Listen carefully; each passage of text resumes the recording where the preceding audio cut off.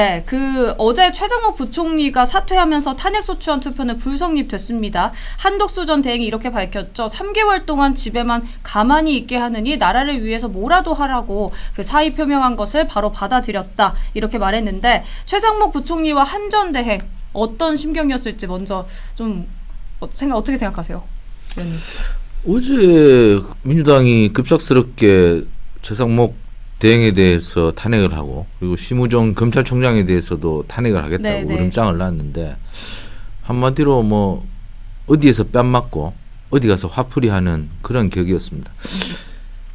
어떻게 해서 국회 다수당이고 그리고 제1야당이 국회에서 그런 행동을 할 수 있는지 저는 어제 참 민주당이 민주주의의 가드레일을 넘어서서 황야를 떠나서 뭐 완전히 종횡무진 뭐 예측할 수 없는 행보를 하고 있구나 그렇게 봤습니다. 국가가 돌아가기 위해서는 어느 정도의 규범을 지켜야 됩니다. 법에 있다고 해서 그 법에 있는 권한을 다 휘두른다는 것은 있을 수가 없는 것이고 그래도 상도덕이라는 것이 있고 제가 방금 말씀드린 규범이라는 것이 있는데 네네. 지금 국가가 대통령도 없고 권한대행도 저렇게 돼 있는 상황에서 최상목 부총리를 탄핵시키고 그다음에 뭐 또 여러 가지 수사를 맡고 있는 검찰총장까지 내쫓겠다는 것은 저는 너무 나가도 많이 나갔다. 그래서 역시 민주당은 이렇게 간다면 국민들이 수권 정당으로 받아들일 수 있겠나. 그래서 이번 6월 3일 날 투표를 할 때 민주당에게 만약에 투표를 한다면 네. 민주당 일당 독재가 완전히 완성되는 것 아니냐. 그래서 일당 독재가 완성이 되어서 제대로 된 국민의 권익과 복리를 위한 통치를 한다면 모르겠지만 네. 이렇게 간다면 기분 나쁘면 어디 가서 화풀이하고 기분 나쁘면 내지르는 이러한 좌충우돌형 정치를 할 것 아닌가. 저는 민주당이 어제의 그 탄핵 소추 그리고 권한대행의 사태 이러한 것은 자충수를 둔 것이다. 무리수라도 너무 큰 무리수를 뒀다. 그래서 네. 이렇게 되면 민주당이 정말 그 표를 긁어 모아도 모자랄 판에 표를 그냥 내버리고 있다. 자신을 위해서 투표를 하러 오는 사람들을 지금 등 떠밀고 있다. 밖으로 나가라고. 정말 어제 민주당의 행태는 굉장히 실망스러웠습니다.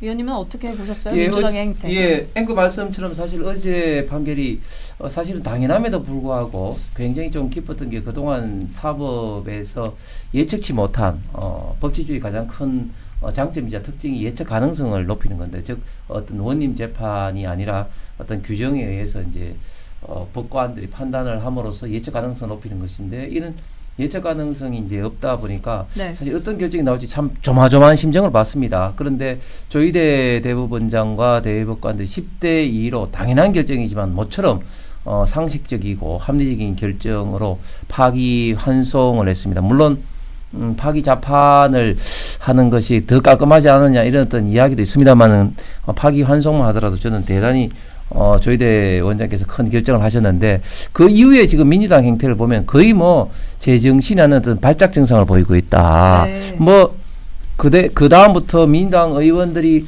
뭐 그 각종 뭐 SNS를 통해서 뭐 한 달만 뭐 이것 봐라 한 달만 있으면 보다는 둥 또 뭐 법치주의를 정면으로 부정하고 사법부를 급박하는 SNS라든지 발언을 지금 뭐 일삼았을 뿐만 아니라 지금 또 이재명 또 후보 같은 경우는 뭐 결국은 뭐 국민의 뜻이지 이런 식으로 해서 대부분의 어떤 결정을 무시하는 네. 그런 발언을 막 하고 있죠. 얼마 전에 헌법재판소에서 탄핵이 인용될 때는 마치 뭐 다 참 잘한 결정이라 하고 당시에 국민의힘에 대해서는 헌법재판소의 결정에서 성복하라고 막 압박을 가했는데 그랬죠. 그때는 네. 국민의힘은 성복을 했음에도 불구하고 지금 민주당은 성복은커녕 이게 정치 개입이고 사법부가 오히려 지금 이제 지금 정치를 흔들고 있다 이런 식으로 해서 오늘 또 아침에도 민주당 의원들 수십 명이 가서 뭐 시위도 하고 지금 대법원 결정을 불복하고 압박을 하고 있습니다. 네. 최상목 권한 대행에 대해서 그동안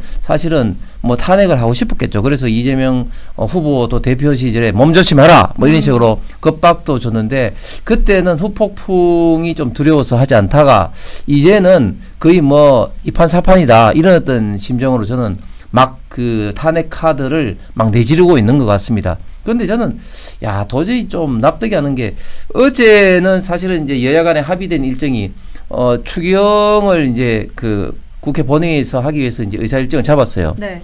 그렇기 때문에 원래 이제 추경의 가장 협상 대상에는 이제 최상목 경제부총리 아니겠습니까? 그래서 한 5분 전까지만 해도 추경에서 이제 협상 파트너로 이야기했어요. 그런데 갑자기 의사 일정을 그 국민의힘과 합의 없이 강제적으로 변경을 해서 최상목 부총리의 탄핵안을 올린 겁니다. 야, 이게 정말 도저히 납득을 할 수 없을 뿐만 아니라 바로 5분 전까지였던 추경의 어떤 예산 파트너였던 최상목 권한대행을 이런 식으로 막 몰아붙이고 있다. 네. 그렇게 이제 보여지면서 최상목 지금 부총리와 한덕수 대행도 정말 여러 가지 정말 생각이 들었을 겁니다. 끝까지 민주당의 이런 어떤 탄핵의 어떤 폭풍 속에서 국가가 마비되는 이런 어떤 상황을 보면서 여러 가지 정말 생각이 들면서 결국은 사퇴를 하게 됐는데 정말 지금 초유의 헌정사상의 위기인 것 같습니다. 지금 위기가 정말 위기인 게 우선 탄핵 카드를 민주당이 꺼내 들었으니까 이제 현실을 좀 보자고요. 그러니까 지금 관세 협상이 대한민국의 시급한 문제라는 거는 누구보다 어느 국민들이 다 잘 아실 거라고 생각합니다.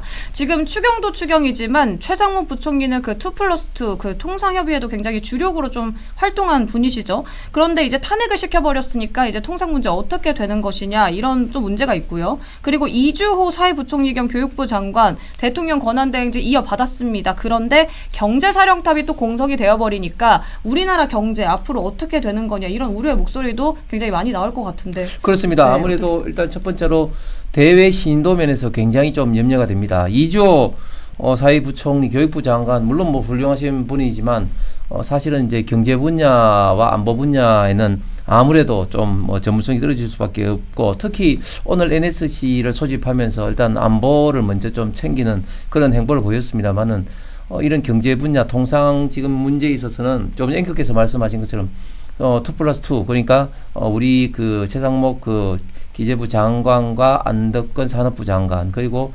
미국에서는 또 재무장관과 USTR 무역대표부가 이제 2+2 회담을 해서 4가지의 큰 틀 합의를 보고 네.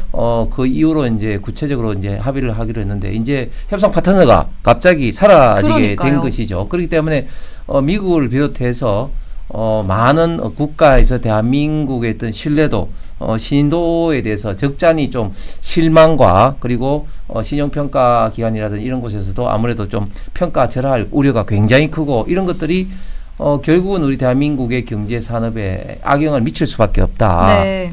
특히 지금 민주당의 이런 어떤 그 행태를 보면은 과거에 그 윤석열 대통령과 한덕수 권한대행 시절에 거부권을 행사했던 많은 악법들, 양곡관리법이라든지 노란봉투법이라든지 이런 것을 지금 막 강행 처리하려고 지금 준비를 하고 있습니다. 네. 그렇게 된다면 정말 우리 기업에 미치는 악영향은 엄청나게 커질 것이라고 참 우려가 됩니다. 제가 어제 최상목 대행 탄핵하는 걸 보고 참 민주당이 여태까지 했던 행동들이 또다시 재확인된 것인데요. 민주당의 가장 특징적인 행태가 누울 자리를 보고 발을 뻗는 게 아니라 민주당이 일단 발을 뻗습니다. 발을 뻗어놓고 여기 내가 누울 거야 이렇게 나옵니다. 그러니까 자기들이 하면 무조건 합리화를 시키고 이것이 어거지인데도 윽박지르면서 이것이 맞다고 우깁니다. 그것이 탄핵 난사였습니다. 탄핵 이렇게 난사해서 전부 다 공직자들이 헌법재판소에서 기각해서 다 돌아왔습니다. 그런데도 계속 탄핵을 난사합니다. 왜냐하면 이거 내 맘이야. 이거 내가 한다는데 왜? 이런 식으로 계속 국민들에게 겁박을 합니다. 자기들의 주장을 무조건 옳다면서. 그런데 이것이 결국에는 헌법재판소에서 모두 탄핵을 기각하면서 말이 되지 않는다는 것이 드러났는데도 어젯밤에 또 최상목 대행을 탄핵을 합니다. 네네. 이거는 국민들은 아랑곳 없고 자기들은 무조건 옳다. 자기들이 결정하면 무조건 따라라. 이렇게 계속 안하무인격으로 나옵니다. 이것을 보고 과연 지금 민주당의 행태를 과연 누가 제동을 시킬 것이냐. 윤석열 대통령이 과연 이것을 어떻게 제동을 시킬 것인가 해서 고민을 하다가 정말 무리수를 둔 것이지 않습니까? 어떻게 네. 보면 윤석열 대통령은 정말 이 브레이크를 걸기 위해서 노심초사하다가 결국에 자기가 또 당한 겁니다. 그렇기 때문에 국민들이 민주당이 이렇게 탄핵 난사를 또다시 한 것에 대해서 정말 준엄한 심판을 내려야 됩니다. 이 사실 정쟁이라는 게요. 할 수도 있습니다. 뭐 싸우고 멱살잡이 할 수도 있는데 정쟁은 국경 앞에서 멈춰야 됩니다.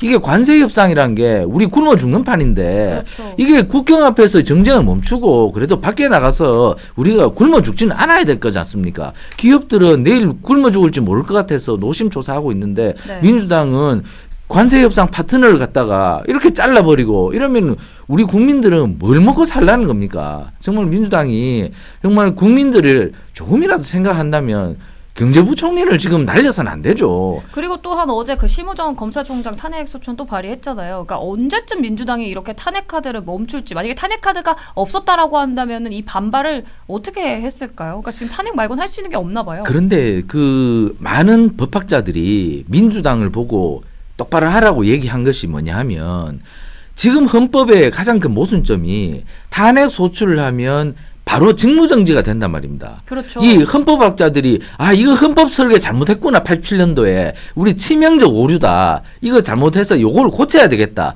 계속 얘기를 하고 있습니다. 그런데 그거를 민주당은 아주 맹점으로 남아 있는데도 불구하고 요거를 잡고 계속 묶고 늘어지는 미국에는요 탄핵 소추를 하원이 하면요 직무정지가 되지 않습니다. 네. 그런데 우리나라는 됩니다. 이게 헌법의 아주 큰 약점이거든요. 이거를 민주당이 악용을 한단 말입니다. 행정부를 형해화시키기 위해서. 그런데 이것이 아주 나쁘다는 것을 많은 학자들이 얘기하고 있는데도 계속 이 칼을 휘두르고 있단 말입니다. 이것은 민주당이 공당으로서의 책임성을 상실한 거예요. 그리고 공당으로서의 책임성을 왜 상실합니까? 민주당은 오직 이재명 대표가 어제 대법원 전원합의체에서 그런 판결이 나오고 화가 나서 또 이런 행동을 한다는 겁니다. 오직 방탄을 위해서 오직 사유화된 정당이 이재명을 보호하기 위해서 이렇게 나가는 겁니다. 국민들이 참 보기에 얼마나 안쓰럽겠습니까? 민주당이 제발 이성을 찾으시고 이재명을 위한 당이 아니라 네. 국민을 위한 당으로 돌아오시기 바랍니다.